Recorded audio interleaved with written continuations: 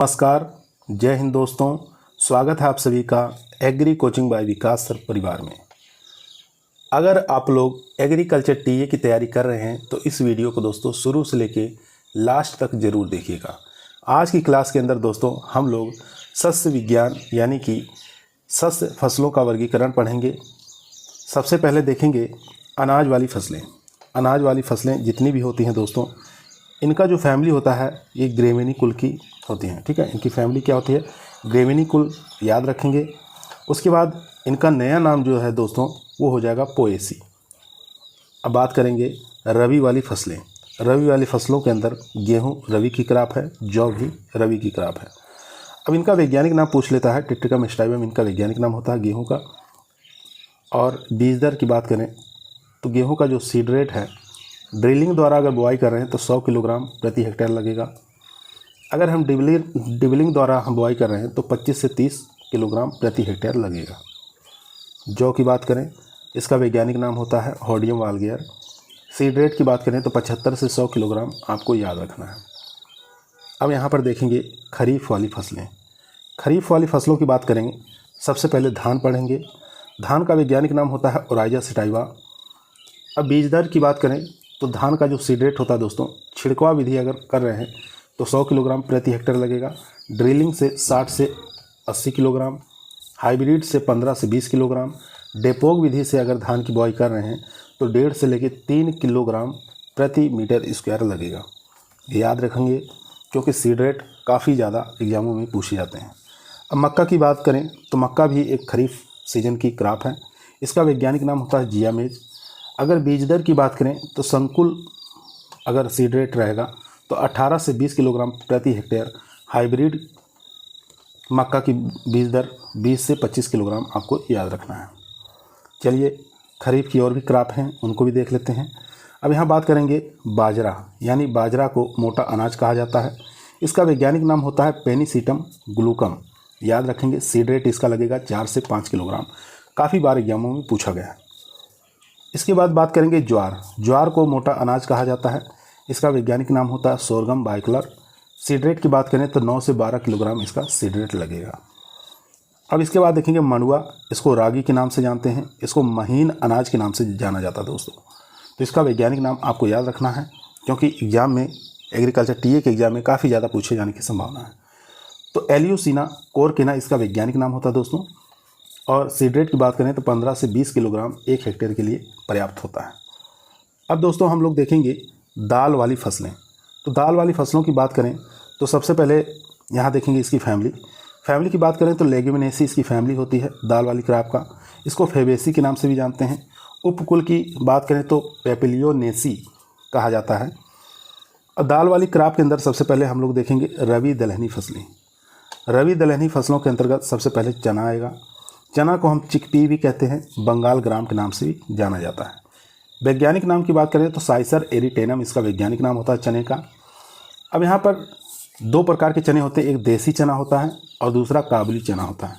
तो देसी चना जो होता है इसका सीड रखते हैं 60 से 80 किलोग्राम सीड रेट रहेगा एक हेक्टेयर के लिए। काबुली चना की बात करें तो 80 से लेकर 100 किलोग्राम एक हेक्टेयर के लिए बीज पर्याप्त होता है।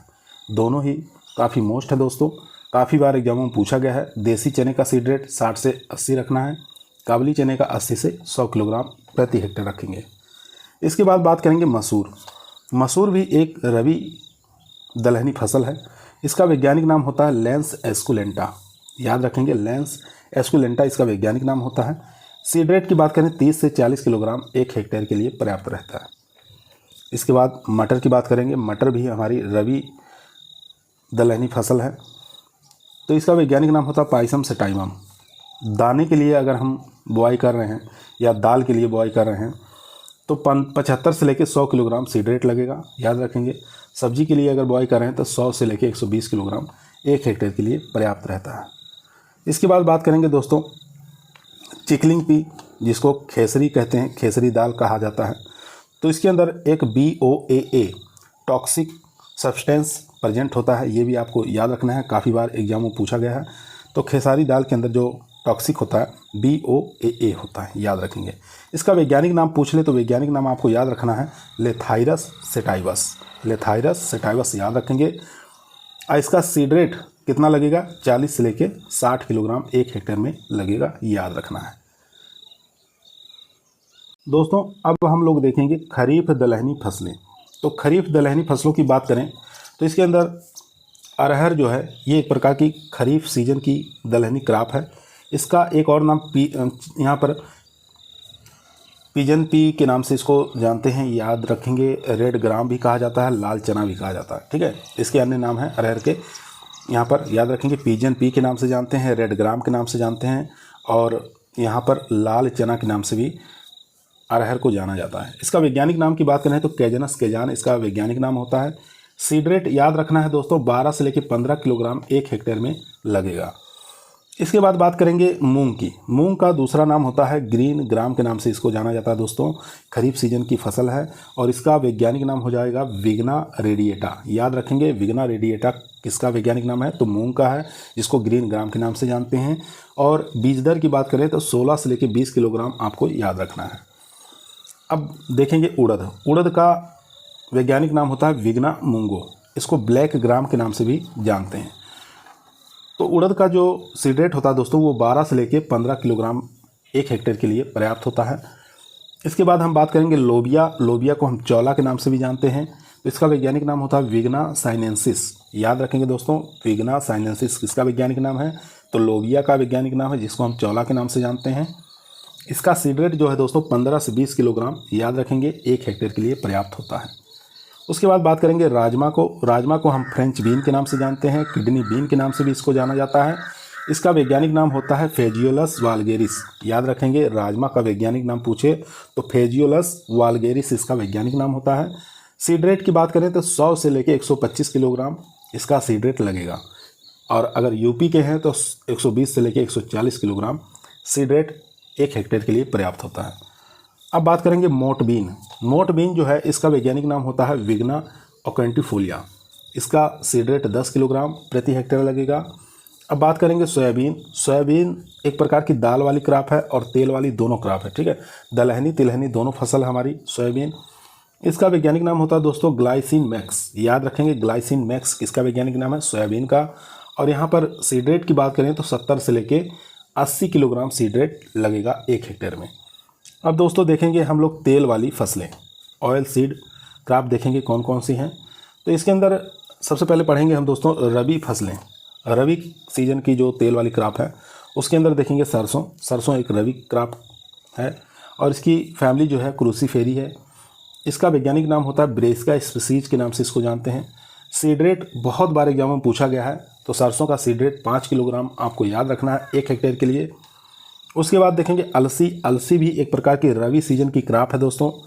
इसकी फैमिली जो है लिनिएसी है और इससे हम रेशा और तेल दोनों प्राप्त किया जाता है, याद रखेंगे। वैज्ञानिक नाम होता है लिनस यूसीटेटिसम। 12 से लेकर 15 किलोग्राम इसका सीड रेट लगेगा। इसके बाद हम बात करेंगे कुसुम। कुसुम भी एक प्रकार की हमारी रबी क्रॉप है। कंपोजिटी इसकी फैमिली होती है, इसको एस्ट्रेसी के नाम से भी जाना जाता है। कार्थेमस टिक्टोरियम इसका वैज्ञानिक नाम होता है दोस्तों, याद रखेंगे। 18 से लेकर 20 किलोग्राम 1 हेक्टेयर के लिए सीड रेट लगेगा। अब यहाँ पर देखेंगे दोस्तों हम लोग खरीफ सीजन की जो तिलहनी फसल है इसके अंदर मूंगफली आ जाएगा। मूंगफली लेग्यूमिनेसी फैमिली की फसल है और इसका वैज्ञानिक नाम होता है आरेकिस हाइपोजिया, याद रखेंगे। आरेकिस हाइपोजिया किसका वैज्ञानिक नाम है, तो मूंगफली का है, जो कि इसकी फैमिली लेग्यूमिनेसी है। और इसका सीड रेट 2 प्रकार का लगेगा। एक होता है झुमका।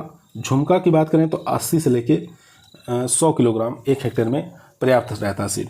और विस्तारित यानी फैलने वाली, तो फैलने वाली जो मूंगफली है उसमें 60 से लेके 80 किलोग्राम सीड रेट लगेगा। और झुमका में 80 से लेके 100 किलोग्राम दोनों ही सीड रेट आपको याद रखना है दोस्तों, काफ़ी मोस्ट और इम्पोर्टेंट है। अब यहाँ बात करेंगे तिल। तिल भी एक प्रकार की खरीफ सीजन की फसल है। फैमिली की बात करें तो तिल की फैमिली होती है पेडिलिएसी। इसका वैज्ञानिक नाम होता है सिसिमम इंडिकम, याद रखेंगे। और इसका सीड रेट होता है 3 से लेके 4 किलोग्राम। काफ़ी मोस्ट और इम्पोर्टेंट क्वेश्चन दोस्तों। 3 से 4 किलोग्राम सीड रेट लगेगा तिल का। इसका वैज्ञानिक नाम होता है सिसिमम इंडिकम, याद रखेंगे। उसके बाद बात करते हैं अरंडी। अरंडी की फैमिली होती है दोस्तों U4BAC। याद रखेंगे अरंडी की फैमिली कौन सी होती है, U4BAC होती है। और इसका वैज्ञानिक नाम होता है सीसिनम कोमुनस। याद रखेंगे सीसिनस कोमुनस इसका वैज्ञानिक नाम होता है अरंडी का। और इसका सीड रेट जो लगेगा दोस्तों 12 से लेके 15 किलोग्राम याद रखेंगे। दोस्तों हम उसी पॉइंटों को करा रहे हैं जो कि आपके टीए के एग्ज़ाम में आने की काफ़ी ज़्यादा संभावना है। तो अगर आप लोगों को वीडियो पसंद आ रही है तो वीडियो को लाइक ज़रूर करें, दोस्तों में शेयर करें, चैनल पे नए हैं सब्सक्राइब करना ना भूलिए। इसी प्रकार की वीडियो हम रोज़ाना शाम को 8 बजे आप लोगों के बीच में लेकर आते हैं जो कि आपके टीए के एग्ज़ाम के लिए काफ़ी मोस्ट और इम्पोर्टेंट क्वेश्चन साबित होंगे। यहाँ देखेंगे अब दिवस निष्प्रभावी फसलें। दिवस निष्प्रभावी फसलें अगर पूछे कौन सी दिवस निष्प्रभावी फसल है तो आपको एक ही क्रॉप बताना है इसमें से सूरजमुखी। ठीक है, तिलहनी फसल में हो जाएगा सूरजमुखी। इस सूरजमुखी की फैमिली की बात करें तो ये कंपोजिटी फैमिली से बिलोंग करती है। ठीक है, दिवस निष्प्रभावी फसलें वे होती हैं जिनको सभी ऋतुओं में हम उगा सकते हैं। ठीक है, जिनकी बुआई सभी ऋतुओं में हम कर सकते हैं, उसको दिवस निष्प्रभावी फसलें कहते हैं। सूरजमुखी कंपोजिटी फैमिली या एस्टेरेसी फैमिली है। अब इसका वैज्ञानिक नाम सूरजमुखी का हेलियंथस एनस, आपको याद रखना दोस्तों, हेलियंथस एनस वैज्ञानिक नाम होता है सूरजमुखी का। सीड रेट की बात करें तो 8 से लेकर 10 किलोग्राम सीड रेट लगेगा 1 हेक्टेयर में। चलते हैं दोस्तों रेसे वाली फसलें। अब रेसे वाली फसलें यहाँ पर देखेंगे तो यहाँ पर खरीफ वाली फसलों सबसे पहले देखेंगे। खरीफ वाली फसलों के अंतर्गत कौन कौन सी रेसे वाली फसलें आती हैं। अब इसमें कपास की बात करें तो कपास एक प्रकार की खरीफ सीजन की फसल है और मालवेसी इसकी फैमिली है। ठीक है, कपास की फैमिली याद रखेंगे मालवेसी। इसका वैज्ञानिक नाम होता है गोसिपियम स्पीसीज। दोस्तों याद रखेंगे गोसिपियम स्पीसीज वैज्ञानिक नाम होता है। अब इसमें सीड रेट की बात करेंगे तो कई प्रकार के सीड रेट लगेंगे। जैसे देसी की अगर बात करें तो देसी सीड रेट लगेगा 10 से लेकर 18 किलोग्राम 1 हेक्टेयर के लिए। अमेरिकन कॉटन जो है इसका 18 से लेकर 20 किलोग्राम सीड रेट लगता है। संकर कॉटन की बात करें तो 2 से 3 किलोग्राम लगेगा। और बीटी कॉटन की बात करें 1 से लेकर 1.5 किलोग्राम सीड रेट लगता है। सीड रेट से क्वेश्चन जरूर आते हैं दोस्तों, इसलिए आप लोग इस पर थोड़ा ध्यान दें। अब इसके बाद बात करेंगे जूट। जूट जो हमारी क्रॉप है दोस्तों इसकी फैमिली हो जाएगी टीलिएसी। याद रखेंगे जूट की फैमिली टीलिएसी और इसका वैज्ञानिक नाम होता है कोरकस स्पीसीज। और यहाँ पर सीड रेट की बात करें 6 से लेकर 8 किलोग्राम आपको याद रखना है। सनई, सनई की फैमिली होती है दोस्तों लेगुमिनेसी और इससे रेशा और हरी खाद दोनों प्राप्त किया जाता है। तो सनई का वैज्ञानिक नाम पूछे तो क्रोटोलेरिया जूंसिया आपको याद रखना है। सीड रेट की बात करें तो 20 से लेकर 25 किलोग्राम यहाँ पर सीड रेट लगेगा दोस्तों। ठीक है, याद रखेंगे अगर ग्रीन मेन्योर के रूप में लगाना है तो 40 से 50 किलोग्राम सीड रेट लगेगा। अगर सीड पर्पज के रूप में लगाना है तो 20 से 25 किलोग्राम, ये आपको याद रखना है। हेम्प, हेम्प को हम मेस्टा भी कहते हैं। ठीक है, हेम्प मेस्टा कहा जाता है और इसकी फैमिली भी मालवेसी होती है। इसका वैज्ञानिक नाम बात करें हिबिस्कस कैनाबिस इसका वैज्ञानिक नाम होता है और 12 से लेकर 15 किलोग्राम सीड रेट लगेगा। चलते हैं क्वेश्चन नंबर दोस्तों सरकरा वाली फसलें। 5वां पॉइंट देखेंगे यहाँ पर सरकरा वाली फसलें। अब यहाँ पर सरकरा वाली फसलों के अंतर्गत देखेंगे तो सबसे पहले पढ़ेंगे हम लोग खरीफ वाली फसलें। खरीफ वाली फसल के अंतर्गत आएगा गन्ना। हमारा गन्ना की फैमिली होती है ग्रेमिनी, वैज्ञानिक नाम होता है सेकेरम ऑप्सिनेरम। याद रखेंगे अगर हम 3 आँख वाली गन्ने की बुआई कर रहे हैं तो 1 हेक्टेयर में 35 से लेकर 40 हज़ार टुकड़े की आवश्यकता पड़ेगी। याद रखेंगे 3 आँख वाली अगर गन्ना का प्रयोग कर रहे हैं तो 35 से 40 हज़ार टुकड़े की आवश्यकता पड़ेगी। अगर 2 आँख वाले गन्ने की बुआई कर रहे हैं तो 80 हज़ार टुकड़े की आवश्यकता पड़ेगी। दोनों ही पॉइंट काफ़ी मोस्ट और इम्पोर्टेंट है दोस्तों। इसके बाद देखेंगे खरीफ वाली फसलें। खरीफ वाली फसलें की बात करें तो खरीफ में आ जाएगा चुकंदर। चुकंदर की फैमिली होती है चिनोपोडिएसी। याद रखेंगे चुकंदर की फैमिली चिनोपोडिएसी होती है। इसका वैज्ञानिक नाम होता है वीटा वाल्गेरिस। अब यहाँ पर देखेंगे इसका सीड रेट तो 8 से 10 किलोग्राम सीड रेट लगेगा 1 हेक्टेयर के लिए। अब यहाँ पर देखेंगे दोस्तों ड्रग्स वाली फसलें। ठीक है, तो ड्रग्स वाली फसलों के अंतर्गत हम पढ़ेंगे तम्बाकू। तम्बाकू की फैमिली याद रखेंगे सोलेनेसी। तम्बाकू जो है दोस्तों ये रवि सीजन की क्रॉप है, इतना आपको याद रखना है। वैज्ञानिक नाम पूछे तो निकोटियाना स्पीसीज। बीज दर की बात करें तो 2 से 3 किलोग्राम 1 हेक्टेयर में। दोस्तों अब हम लोग देखेंगे चारे वाली फसलें। चारे वाली फसलों में सबसे पहले खरीफ फसलों का वर्गीकरण करेंगे। इसमें खरीफ फसलें जो हैं इसमें देखेंगे सबसे पहले ग्वार। ग्वार एक प्रकार की खरीफ फसल की क्रॉप है। इसको हम क्लस्टर बीन के नाम से जानते हैं। इसकी फैमिली की बात करें तो लेग्यूमिनेसी फैमिली है। वैज्ञानिक नाम आपको याद रखना है दोस्तों, काफ़ी ज़्यादा पूछा जाता है।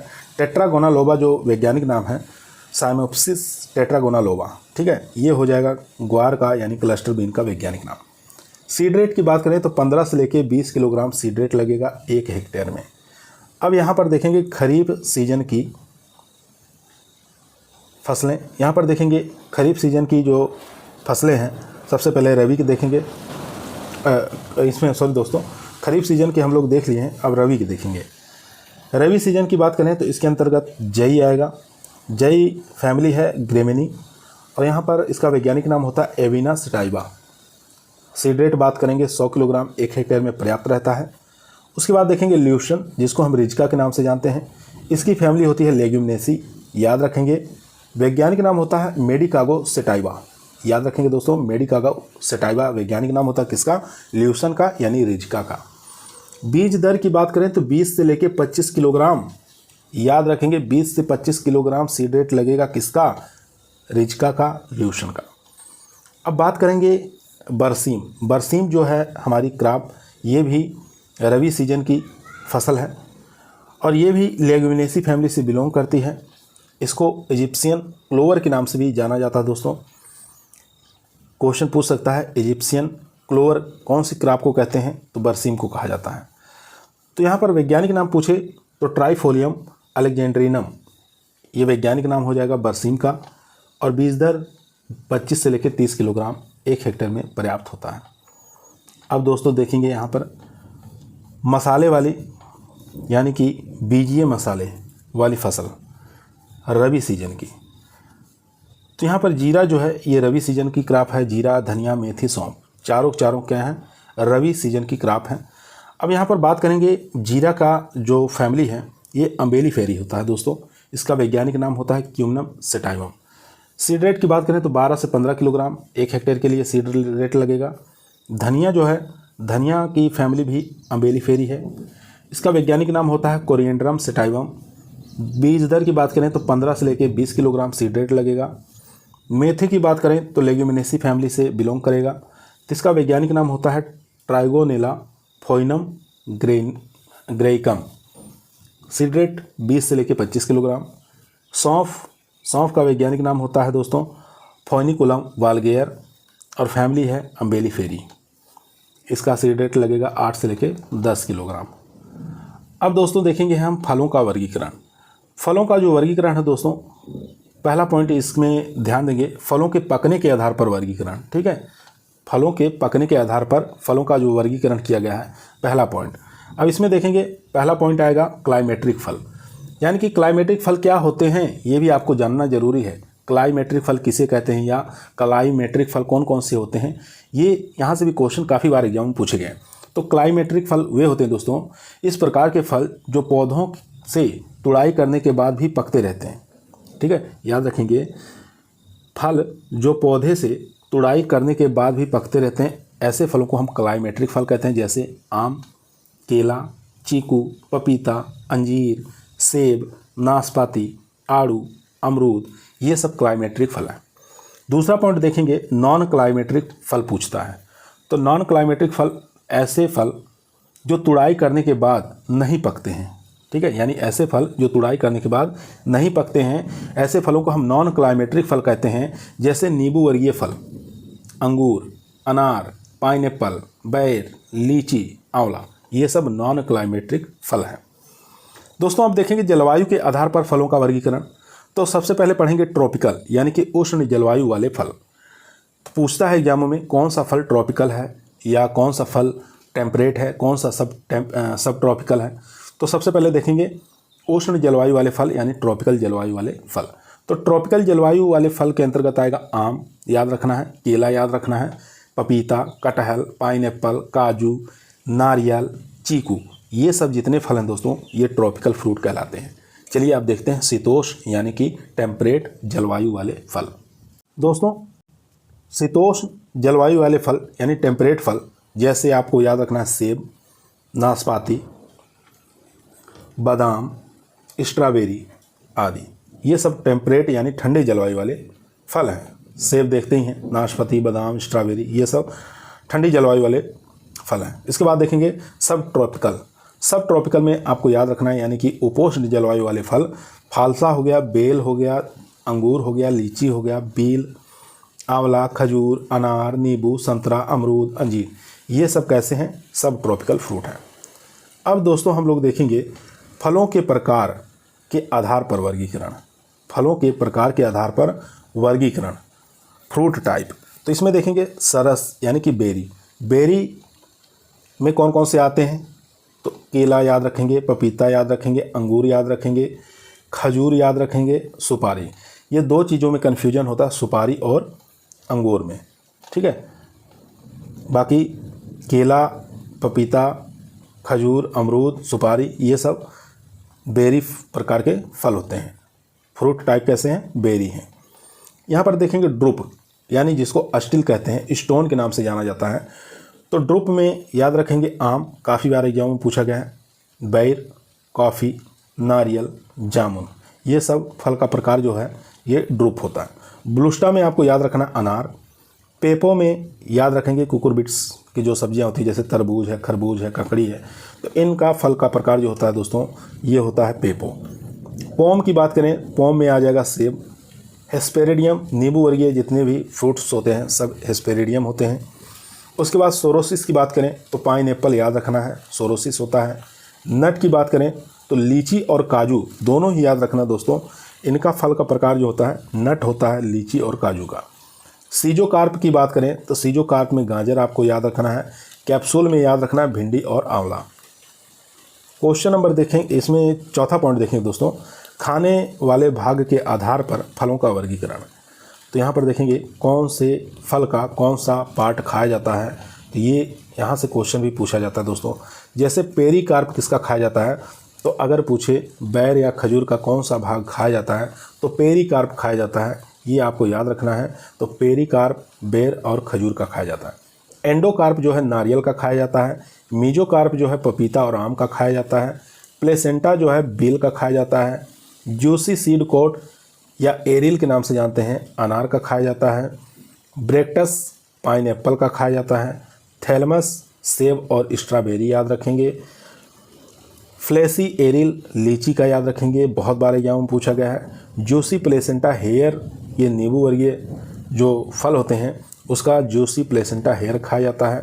यहाँ पर देखेंगे थैलमस और पेरिकार्प, अमरूद याद रखेंगे। और इसके बाद देखेंगे मीजोकार्प और एंडोकार्प। मीजोकार्प और एंडोकार्प में याद रखना दोस्तों केला और आंवला को। पेरिकार्प और प्लेसेंटा याद रखेंगे अंगूर का। और फ्लेसी थैलमस सेब और नाशपाती का। तो ये सब पॉइंट आपको याद करना है दोस्तों अगर एग्रीकल्चर टीए के अंदर सिलेक्शन लेना है तो। दोस्तों अब हम लोग देखेंगे सब्जियों का वर्गीकरण यानी कि क्लासिफिकेशन ऑफ वेजिटेबल। यहाँ से भी क्वेश्चन एग्जाम में पूछे जाते हैं। तो सब्जियों का वर्गीकरण जो है, सबसे पहला पॉइंट देखेंगे उपयोग में आने वाले भाग के आधार पर वर्गीकरण। ठीक है, उपयोग में आने वाले भाग के आधार पर सब्जियों का वर्गीकरण। तो यहाँ देखेंगे पत्तियों वाले व तने वाली सब्जियाँ। पत्तियों व तने वाली सब्जियाँ कौन कौन सी होती हैं, लीफ वेजिटेबल कौन सी होती हैं। तो इसमें आपको याद रखना है पालक है, मेथी है, चौलाई है, बथुआ है, सलाद है, सरसों है। ये सब जो है इनका प्रयोग हम सब्जी के रूप में लीफ के रूप में प्रयोग किया जाता है, इसलिए हम इसको लीफ वेजिटेबल के नाम से जानते हैं। ये मुख्य रूप से बीज से तैयार की जाती हैं, ये भी आपको याद रखना है। फूल वाली सब्जियां कौन सी होती हैं, तो फूल गोभी और स्प्राउट दोनों ही फूल वाली सब्जियां होती हैं। अब यहाँ देखेंगे फल वाली सब्जियां कौन कौन सी होती हैं। तो फल वाली जो सब्जियां हैं टमाटर है, मिर्च है, बैगन है, भिंडी है, ककड़ी है, खीरा है, कद्दू, पेठा, तुरई और तरबूज, ये सब फल वाली सब्जियां होती हैं। अब इसके बाद बात करेंगे फली वाली सब्जियां। तो फली वाली जो सब्जियां हैं दोस्तों वो ग्वार है, सेम है, मटर है, चौला है, ये सब फली वाली सब्जियां हैं। उसके बाद बात करेंगे जड़ वाली सब्जियां।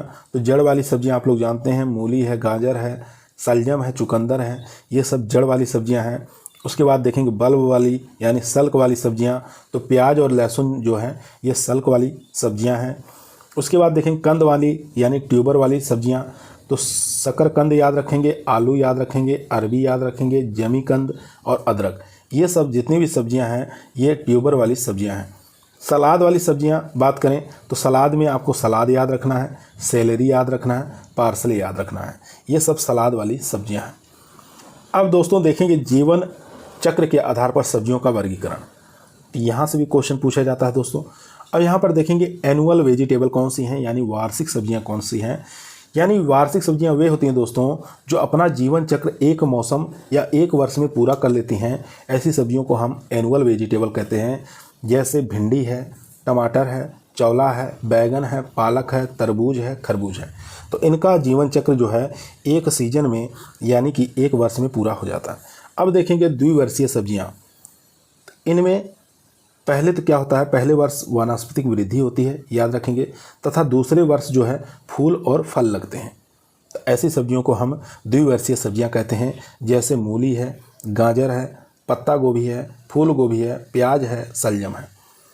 अब इसके बाद देखेंगे बहुवर्षीय सब्जियां। बहुवर्षीय सब्जियों की बात करें तो इसके अंदर शकरकंद आ जाएगा, परवल आ जाएगा, लहसुन याद रखेंगे, अदरक याद रखना है, आलू याद रखेंगे, रतालू, जमीकंद, हल्दी और अरबी। ये सब बहुवर्षीय सब्जियों के अंतर्गत आते हैं। अब देखेंगे दोस्तों परागण के आधार पर वर्गीकरण। ठीक है, यहाँ से भी क्वेश्चन पूछा जाता है कि कौन सा सेल्फ पॉलिनेटेड क्रॉप है, कौन सी क्रॉस पॉलिनेटेड सब्जी है। तो यहाँ इसको भी ध्यान से थोड़ा देखेंगे। अब यहाँ देखेंगे पर परागित सब्जियाँ यानी क्रॉस पॉलिनेटेड वेजिटेबल। तो क्रॉस पॉलिनेटेड के अंतर्गत याद रखना है चौलाई आ जाएगा, पत्ता गोभी, फूल गोभी, गाजर, लौकी, खीरा, कुकुरबिट्स, खरबूज, तरबूज, प्याज, मूली, टिंडा, पालक, शकरकंद। ये सब जितनी भी वेजिटेबल देख रहे हैं सब क्रॉस पॉलिनेटेड क्रॉप हैं। अब इसके बाद देखेंगे सेल्फ पॉलिनेटेड यानी स्वपरागित। स्वपरागित में याद रखेंगे टमाटर, सलाद, मटर, चौला, सेम। ये सब जितनी भी सब्जियां देख रहे हैं ये स्वपरागित सब्जियां हैं। इसके बाद देखेंगे बहुधा पर परागित सब्जियां, ऑप्टन क्रॉस पॉलिनेटेड। यहाँ से एक क्वेश्चन पूछा गया है दोस्तों बहुत बार एग्जामों में। तो मिर्च, बैगन, भिंडी, 3 ऐसी क्रॉप याद रखेंगे जिसके अंदर बहुधा पर परागित सब्जियां हैं। ठीक है, मिर्च याद रखना है, बैगन याद रखना है, भिंडी याद रखना है। मिर्च, बैगन, भिंडी तीनों याद कर लीजिए, ऑप्टन क्रॉस पॉलिनेटेड क्रॉप्स हैं, वेजिटेबल हैं। दोस्तों अब हम लोग देखेंगे ऋतुओं के आधार पर सब्जियों का वर्गीकरण। ऋतुओं के आधार पर सब्जियों का वर्गीकरण जो है दोस्तों 3 प्रकार से किया गया है। खरीफ की फसल, दूसरा देखेंगे रबी की फसल, तीसरी जायद की फसल। सबसे पहले खरीफ की बात करें तो इसकी ये जो दोस्तों हैं वर्षा ऋतु की फसल है खरीफ वाली। जून जुलाई में इसको उगाई जाती है। उदाहरण है इसका जैसे बैगन है, खरीफ सीजन की फसल है। टमाटर, लौकी, ग्वार, लोबिया, सेम, करेला, अरबी, भिंडी, शकरकंद, मिर्च, कद्दू, पेठा, टिंडा। ये सब जो दोस्तों सब्जियां जितनी हैं जून जुलाई में उगाई जाती हैं, ये खरीफ सीजन की फसल है। रबी की बात करें तो इसको हम शीत ऋतु में उगाते हैं यानी अक्टूबर नवंबर में उगाई जाती हैं। अब इसके अंदर रबी सीजन में जो आएगा आलू, टमाटर, मटर, फूल गोभी, पत्ता गोभी, प्याज, लहसुन, गाजर, सलजम, चुकंदर, बैगन, ये सब जितनी सब्जियां देख रहे हैं रबी सीजन की फसल है। अब इसके बाद बात करेंगे जायद वाली जो क्रॉप है दोस्तों, इसकी बुआई कब करते हैं तो ग्रीष्म ऋतु में इसकी बुआई की जाती है यानी फरवरी मार्च में। और इसके उदाहरण याद रखेंगे लौकी, तरबूज, खरबूज और कुकुरबिट्स जो भी हैं तो इसके अंतर्गत आ जाएंगे जायद वाली फसलों के अंतर्गत। अब यहाँ पर देखेंगे सब्जियों का वानस्पतिक आधार पर वर्गीकरण। तो वानस्पतिक आधार पर सब्जियों का वर्गीकरण यहाँ पर किया गया है। जैसे एक तरफ फैमिली दिया हुआ है, दूसरे सामान्य नाम दिया है, वानस्पतिक नाम, इसका उत्पत्ति स्थान और खाने योग्य जो भाग है। अब यहाँ पर बात करेंगे एलिएसी फैमिली में कौन कौन से आएंगे तो लहसुन, प्याज जो है एलिएसी फैमिली के अंतर्गत आते हैं। प्याज का वैज्ञानिक नाम होता है एलियम सेपा और लहसुन का होता है एलियम सेटाइवम। याद रखेंगे प्याज का प्रयोग हम सल्क के रूप में करते हैं और इसका कलियों के रूप में किया जाता है। इसके बाद चीनोपोडिएसी फैमिली के अंतर्गत कौन कौन से आएंगे तो बथुआ याद रखेंगे, पालक याद रखेंगे, बिलायती पालक याद रखेंगे, चुकंदर। इन चारों की फैमिली कौन सी है चीनोपोडिएसी। ठीक है, याद रखेंगे बथुआ, पालक, बिलायती पालक और चुकंदर चारों की फैमिली चीनोपोडिएसी होती है। अब बथुआ का वैज्ञानिक नाम होता है चीनोपोडियम एल्बम याद रखेंगे और पालक का वैज्ञानिक नाम होता है वीटा वाल्गेरिस वैरायटी बेंगालेंसिस। ये होता है वैज्ञानिक नाम पालक का। और यहाँ पर देखेंगे विलायती पालक का वैज्ञानिक नाम होता है स्पिनेसिया ओलेरेसिया। ठीक है, स्पिनेसिया ओलेरेसिया जो होता है विलायती पालक का वैज्ञानिक नाम होता है। दोनों का पत्तियों के रूप में प्रयोग किया जाता है। अब यहाँ पर देखेंगे अमरेंथेसी। अमरेंथेसी फैमिली के अंतर्गत चौलाई आएगी, याद रखेंगे। इसका वैज्ञानिक नाम होता है अमरेंथस स्पीसीज। उत्पत्ति स्थान भारत माना गया है और इसका जो प्रयोग किया जाता है पत्तियां और तना दोनों प्रयोग किया जाता है। कन्वोलेसी फैमिली के अंतर्गत याद रखेंगे शकरकंद आएगा, तो इसका वैज्ञानिक नाम होता है आइपोमिया बटेटा।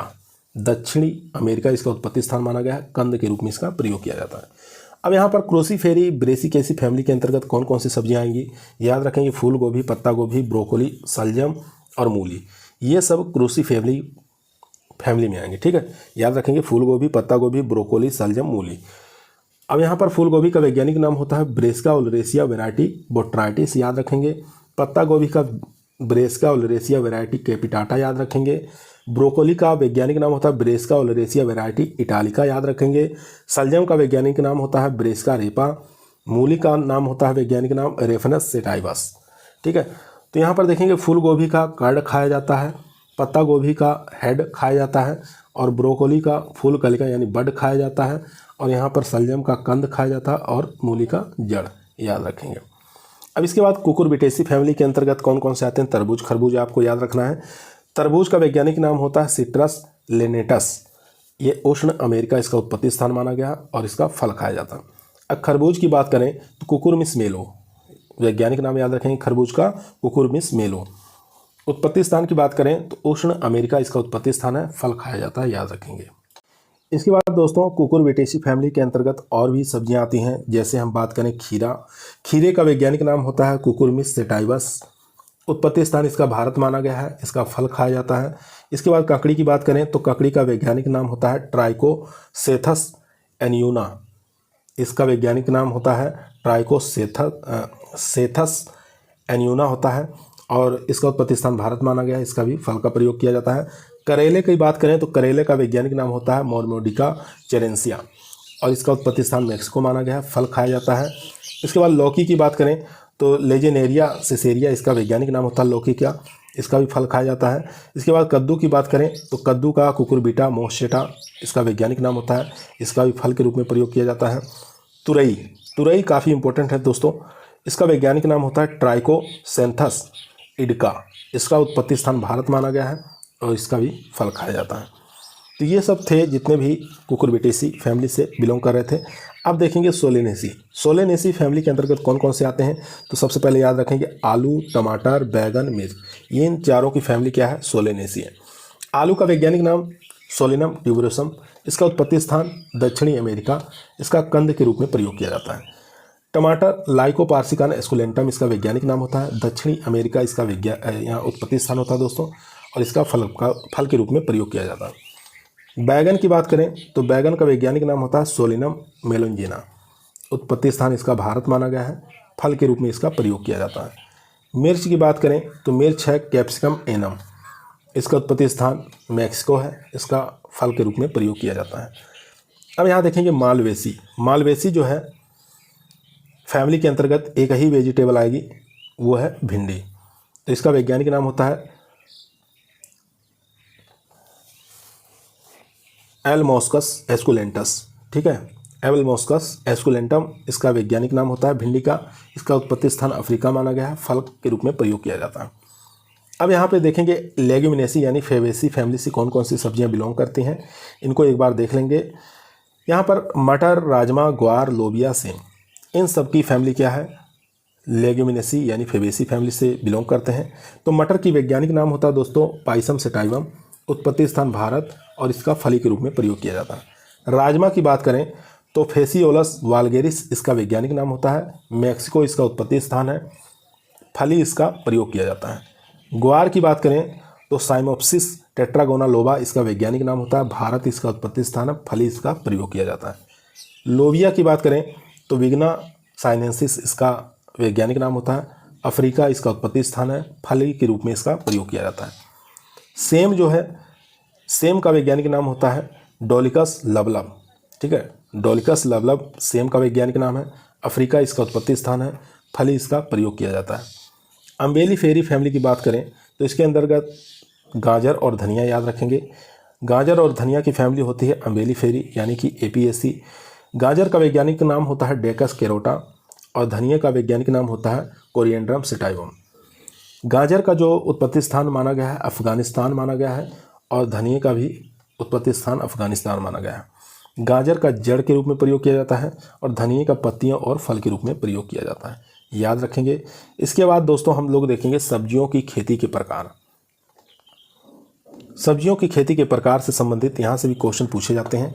जैसे बात करें सब्जियों के उगाने के उद्देश्य या उगाने की विधि, साधन सामग्री, जलवायु प्रबंध, विपणन सुविधा के आधार पर 7 भागों में बांटा गया है। ठीक है, यहाँ से क्वेश्चन पूछा जा सकता है सब्जियों के उगाने के उद्देश्य से, उगाने की विधि, साधन सामग्री, जलवायु प्रबंधन, विपणन सुविधा के आधार पर कितने भागों में बांटा गया, तो 7 भागों में इसको बांटा गया।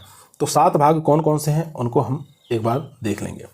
जैसे फर्स्ट नंबर है गृह वाटिका, दूसरा है व्यावसायिक स्तर, यानी यह 2 प्रकार से है, एक है ट्रक गार्डनिंग, एक है मार्केट गार्डनिंग। बीज उत्पादन के उद्देश्य से सब्जियों लगाना, संसाधन के लिए सब्जियों को खेती यानी प्रोसेसिंग के रूप में सब्जियों की खेती, बेमौसमी सब्जियों की खेती, उसके बाद तैरते हुए सब्जी उद्यान कश्मीर वगैरह में लगाए जाते हैं, उसके बाद प्रदर्शनी हेतु सब्जियों की खेती। ठीक है, ये 7 प्रकार से वर्गीकृत किया गया है। ट्रक गार्डनिंग पूछता है क्या होता है, यानी सब्जी उत्पादन का विस्तृत विधि है ट्रक गार्डनिंग। और जबकि मार्केट गार्डनिंग क्या होता है, ये सब्जी उत्पादन की गहन विधि है। ठीक है, दोनों याद रखेंगे। चलते हैं प्रमुख फसलों के उत्पत्ति स्थल देख लेते हैं एक बार। दोस्तों यदि आप लोगों को वीडियो पसंद आ रही है, वीडियो को लाइक करें, दोस्तों में शेयर करें, चैनल पर नए हैं सब्सक्राइब करना ना भूलिए। इसी प्रकार की वीडियो हम रोजाना शाम को 8 बजे आप लोगों के बीच में लेकर उपस्थित रहते हैं, जो कि आपके टीए के एग्जाम के लिए, एसटीए के एग्जाम के लिए काफ़ी मोस्ट और इम्पोर्टेंट साबित होगा। यहाँ देखेंगे प्रमुख फसलों की उत्पत्ति व स्थल। यहाँ पर देखेंगे दोस्तों, एक तरफ फसल दिया है, दूसरी तरफ उत्पत्ति स्थान दिया हुआ है।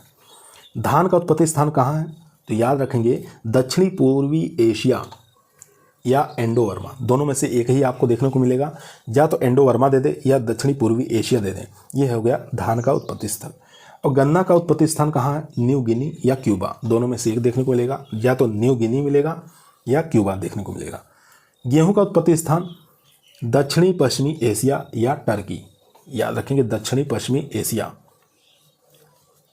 साउथ वेस्ट एशिया इसको नाम से भी जानते हैं। चने का जो उत्पत्ति स्थान है दक्षिणी पश्चिमी एशिया, याद रखेंगे। यहाँ पर मक्का, तंबाकू, सूरजमुखी, तीनों का एक साथ याद रखेंगे। मक्का, तंबाकू, सूरजमुखी तीनों का उत्पत्ति स्थान मैक्सिको यानी कि मध्य अमेरिका है। आलू और टमाटर की बात करें तो आलू और टमाटर का उत्पत्ति स्थान पेरू है यानी दक्षिणी अमेरिका, याद रखेंगे। मूंगफली का उत्पत्ति स्थान ब्राज़ील है। मूंग, कपास, बैगन तीनों का एक साथ याद करेंगे, भारत है। सोयाबीन, सरसों, चाय तीनों का उत्पत्ति स्थान चीन है, याद रखेंगे। सोयाबीन, सरसों, चाय तीनों का उत्पत्ति स्थान चीन है। बाजरा, ज्वार, चौला, अरहर तीनों का उत्पत्ति स्थान अफ्रीका हो जाएगा। ठीक है, बाजरा, ज्वार, चौला, अरहर तीनों का उत्पत्ति स्थान अफ्रीका हो जाएगा। अब दोस्तों देखेंगे फसलों की प्रमुख क्रियाएं। फसलों में कौन कौन सी क्रियाएं की जाती हैं, काफ़ी मोस्ट है दोस्तों। यहाँ से 1 नंबर के क्वेश्चन हर एग्जामों में देखने को मिलता है। तो बात करें नीपिंग, नीपिंग क्रिया किसमें की जाती है, तो चने में की जाती है। रेपिंग और रेटनिंग ये क्रिया, या कह सकते हैं ट्रेसिंग या प्रोपिंग, ये चारों क्रिया आपको याद रखना है, ये गन्ने में की जाती है। ठीक है, रेपिंग, रेटनिंग और ट्रेसिंग और प्रोपिंग चारों ही क्रिया गन्ने में की जाती हैं। इसके बाद देखेंगे टॉपिंग और डिस्करिंग और क्यूरिंग। टॉपिंग की बात करें, चाहे डिस्करिंग की बात करें, चाहे क्यूरिंग की बात करें, ये तंबाकू में किया जाता है। इसके बाद प्रोपिंग की बात करेंगे, केला में भी किया जाता है। रिबनिंग और स्ट्रिपिंग और रेटिंग ये जूट, अलसी, सनई से संबंधित है। ठीक है, रिबनिंग, स्ट्रिपिंग और रेटिंग तीनों क्रिया जूट, अलसी, सनई में की जाती है। तो यहाँ पे देखेंगे पिकिंग, पिकिंग जो है ये मूंग, चौला और मटर में की जाती है। उसके बाद डी सलिंग, यहाँ पर डी टेसलिंग याद रखेंगे और सिल्किंग दोनों ही मक्का में किया जाता है, डी टेसलिंग और सिल्किंग। पैगिंग यानी कि सुइयाँ बनना, ये क्रिया है मूंगफली की। जिनिंग और पिकिंग दोनों कपास से संबंधित है। और यहाँ पर पैरा बॉइलिंग और मिलिंग दोनों ही धान से संबंधित है। इसके बाद देखेंगे मिट्टी चढ़ाना, अर्थिंग अप जिसको कहा जाता है, तो ये गन्ना में भी किया जाता है, मक्का में भी किया जाता है, आलू में भी किया जाता है। स्टेकिंग यानी सहारा देना टमाटर में किया जाता है। अब दोस्तों देखेंगे फसलों में पाए जाने वाले विषाक्त पदार्थ, कौन कौन से विषाक्त पदार्थ कौन सी फसल के अंदर देखने को मिलता है, यहाँ से भी क्वेश्चन पूछा जाता है दोस्तों। अब यहाँ पर बात करेंगे गॉसिपोल जो पाया जाता है विषाक्त पदार्थ, ये कपास के अंदर देखने को मिलता है। BOAA ये पाया जाता है लेथाइरस के अंदर। उसके बाद एरूसिक अम्ल जो है ये सरसों के तेल के अंदर देखने को मिलता है। यहाँ पर ग्लूकोसिनोलेट्स और आइसोथायोसाइनाइड ये सरसों के तेल के अंदर देखने को मिलता है। यहाँ पर देखेंगे गोइट्रोजन ये सोयाबीन के तेल के अंदर देखने को मिलता है। सेपोनिन जो है ये रिचका के अंदर देखने को मिलता है। और अफ्लाटॉक्सिन जो है ये मूंगफली के अंदर देखने को मिलता है। ये HCN जो है जिसको हम प्रूसिक अम्ल या धुरीन के नाम से जानते हैं, ये ज्वार के अंदर देखने को मिलता है। दोस्तों अब देखेंगे नाइट्रेट जो है ये जई के अंदर देखने को मिलता है, काफ़ी इंपॉर्टेंट है दोस्तों। इसके बाद ऑक्जेलेट की बात करें तो ये चौलाई के अंदर देखने को मिलता है। रेजिन्स की बात करें तो ये आम के अंदर देखने को मिलता है। सेलेसोडीन की बात करें तो बैगन के अंदर देखने को मिलता है। सोलेनिन की बात करें तो आलू के अंदर देखने को मिलता है। क्यूमेरिन की बात करें तो स्वीट फ्लावर के अंदर देखने को मिलता है। यहाँ पर अल्फा टोमेटिन और सेपोनिन ये टमाटर के अंदर देखने को मिलता है। अब इसके बाद बात करेंगे दोस्तों प्रमुख फसलों में प्रोटीन की मात्रा, कौन सी क्रॉप के अंदर कितनी प्रोटीन की मात्रा पाई जाती है, इसके बारे में हम लोग यहाँ पर देखेंगे। यहाँ से भी क्वेश्चन पूछा गया है। अब यहाँ बात करेंगे अरहर। अरहर के अंदर जो प्रोटीन पाई जाती है दोस्तों 21 से लेकर 25% पाया जाता है। मसूर की बात करें तो 25%, चौला की बात करें तो 23.4%, मूंग की बात करें 25% प्रोटीन पाई जाती है। मटर में याद रखेंगे 22.5% प्रोटीन पाई जाती है। चना के अंदर 21% प्रोटीन पाई जाती है। उड़द की बात करें 24% उड़द के अंदर प्रोटीन पाई जाती है। चावल की बात करें सबसे कम प्रोटीन पाई जाती है 6 से 7%। गेहूं की बात करें तो 11 से लेकर 12% प्रोटीन पाई जाती है। और मक्का की बात करें तो मक्का के अंदर जो प्रोटीन पाई जाती है दोस्तों वो पाई जाती है 10%। इसके बाद जौ की बात करें तो 11.5% प्रोटीन जौ के अंदर देखने को मिलता है। बाजरा की बात करें 11 से 12% बाजरा में, और सबसे ज़्यादा जो प्रोटीन पाई जाती है सोयाबीन में 42%, और मूंगफली के अंदर 26% प्रोटीन पाई जाती है। अब इसके बाद बात करेंगे दोस्तों यहाँ पर प्रमुख फसलों में तेल की मात्रा, कौन कौन सी फसलों में तेल की मात्रा कितनी पाई जाती है इसके बारे में देखेंगे। तो सबसे ज़्यादा जो तेल पाया जाता है दोस्तों ये नारियल में 60% तेल देखने को मिलता है। तिल की बात करें तो 46 से लेकर 52% तिल के अंदर तेल पाया जाता है। मूंगफली में 45% तेल पाया जाता है। सरसों में 33 से लेकर 38% प्रोटीन तेल पाया जाता है। कुसुम और सूरजमुखी इसमें 24 से लेकर 36% प्रोटीन पाया जाता है। सोयाबीन की बात करें 20% तेल पाया जाता है। और अरंडी जो है 35 से लेकर 58% तेल पाया जाता है। तो आज की दोस्तों हमारी वीडियो यहीं समाप्त हुई। कल फिर मुलाकात करते हैं अनाज वाली फसलें। अब क्रॉप पढ़ेंगे कौन कौन सी, जहाँ से क्वेश्चन पूछे जाने की काफ़ी ज़्यादा संभावना है उन क्रॉपों को हम लोग डिस्कस करेंगे, या कौन कौन से क्वेश्चन ज़्यादा बनने की संभावना है AGTA में, उन प्रश्नों पर हम लोग ज़्यादा फोकस करेंगे। तो कल फिर मुलाकात करते हैं एक नई वीडियो के साथ। तब तक सभी लोगों को धन्यवाद।